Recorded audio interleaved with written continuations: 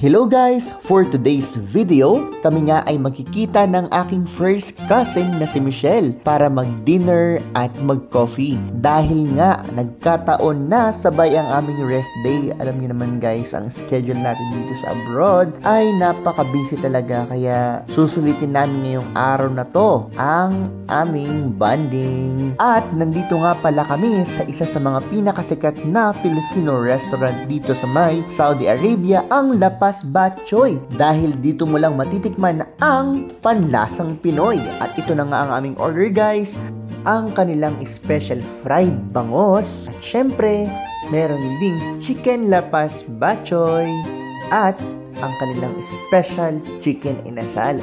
At ito na nga ang aking napakagandang pinsan na si Michelle.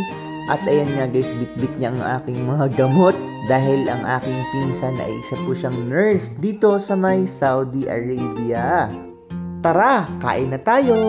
Uy, ito nga pala, meron pa pala yung special palabok na favorite ng pinsan ko. Tara guys, kain na tayo! Hello, Kas! Ayan nga guys, sobrang nag-enjoy kami sa pagkain namin dito sa may La Paz Bat Choy. Sobrang saya ng aming mga usapan dito at nabusog talaga kami ng bonggang-bongga. At dahil nga bitin ang aming chikahan, dahil napakatagal naming hindi nagkita, ayan nga guys, kami ay magkakape muna at pupunta kami sa may Nue Restaurant by Nomad. At matatagpuan nyo pala ito guys sa may Oleya, tapat ng Narcissus Hotel.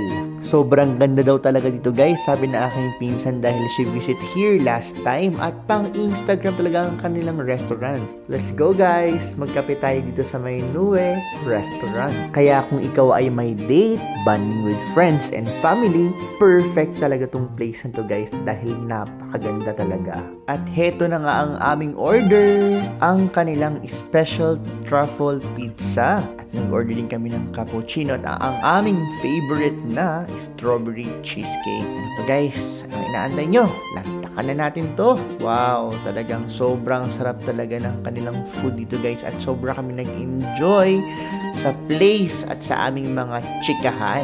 At siya nga pala guys, mga Filipino rin ang mga staff nila dito. Kaya talagang sobrang asikaso talaga kami dito guys. Grabe, sobrang nakaka-relax talaga guys ang place na to. At very recommendable talaga siya guys for your friends, family, or pagkasama mo ang jowa mo. Sana all may jowa. Yun lang guys, maraming salamat sa pagsama sa amin for today's video.